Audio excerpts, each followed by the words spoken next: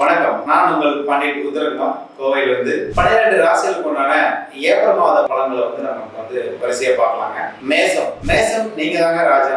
நீங்க எடுக்கக்கூடிய முடிவுகள் நம்மளுக்கு மிகவும் சாதகமா அமையுங்க. அதே பார்த்தீங்கன்னா மனைவி சொந்தங்கள், மனைவி கொடுக்கிற ஐடியாக்கள் எல்லாமே உங்களுக்கு ஒர்க் அவுட் ஆகி நல்ல விதமா பலன் தரக்கூடிய நல்ல அற்புதமான மாதம் தாங்க இந்த மாதம். இந்த மாதத்துல உங்களுடைய தைரியம், தன்னம்பிக்கை எல்லாம் மிகவும் சிறப்பா இருக்கும். நீங்க எடுக்கக்கூடிய முடிவுகள் உங்களுக்கு சாதகமாகவே இருக்கும்.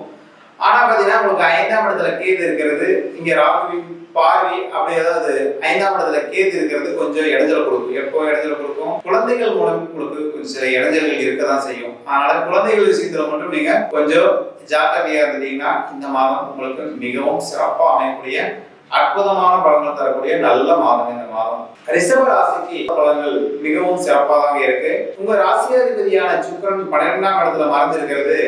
நீங்க இப்போ தன்னம்பிக்கை, தைரியம் அப்படிங்கிற அமைப்பெல்லாம் பாத்தீங்கன்னா கொஞ்சம் உங்களுக்கு ஒரு ஸ்ட்ரகிள் ஆகும்.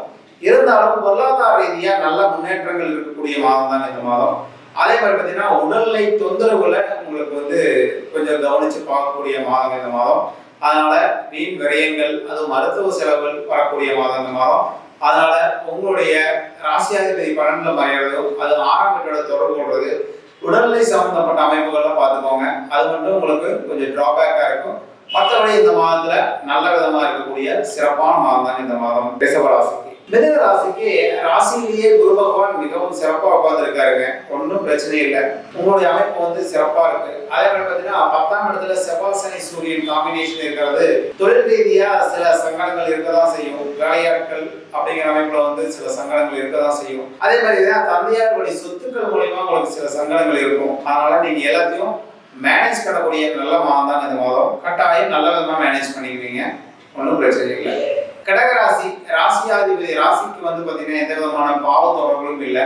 ஆயிரம் பார்த்தீங்கன்னா 10ஆம் இடம் அப்படிங்கிற அமைப்பு பாத்தீங்கன்னா நல்லா வலுவாத்தான் இருக்கு. தொழில் ரீதியா நல்ல முன்னேற்றங்கள் இருக்கக்கூடிய நல்ல அமைப்பு தாங்க. இங்க 12ஆம் இடத்திலேயே குரு பகவான் மிகவும் சிறப்பாக உட்கார்ந்துருக்கிறது உங்களுக்கு வெளியூர், வெளிமாநில தொடர்புகள் மூலியமா நல்ல பொருளாதார முன்னேற்றங்கள் இருக்கக்கூடிய நல்ல மாதம் தான் இந்த மாதம். இந்த மாதத்துல நீங்க தாராளமா புதிய முயற்சிகளில் ஈடுபடலாம். அது உங்களுக்கு நல்ல பலன் அளிக்குங்க. பங்கு வர்த்தகம் அப்படிங்கிற அமைப்புல ஷேர் மார்க்கெட்ல நல்ல முதலீடு செய்து லாபங்கள் மேலும் அதிகரிக்கக்கூடிய நல்ல மாதம் தாங்க இந்த மாதம் கடகராசி. சிம்ம ராசிக்கு பலன்கள் பாத்தீங்கன்னா கொஞ்சம் சாதகம் இல்லாம தாங்க இருக்கு.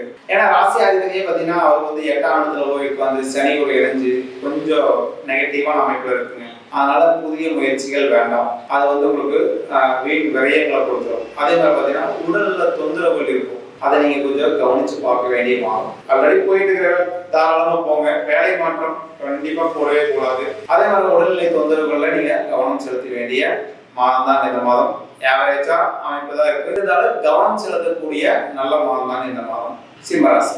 கன்னி ராசிக்கு ராசியாதிபதி பாத்தீங்கன்னா உங்களுக்கு ராகுவின் பிடியில மாட்டியிருக்காரு. அது கொஞ்சம் நெகட்டிவான அமைப்பு. அது பாத்தீங்கன்னா 7ஆம் இடத்துலயே செவ்வாய் சூரியன் சனி அப்படிங்கிற காம்பினேஷனும் உங்களுக்கு தப்புங்க. நண்பர்கள் விஷயத்துல நீங்க ரொம்ப கவனமா இருக்க வேண்டிய மாதம்.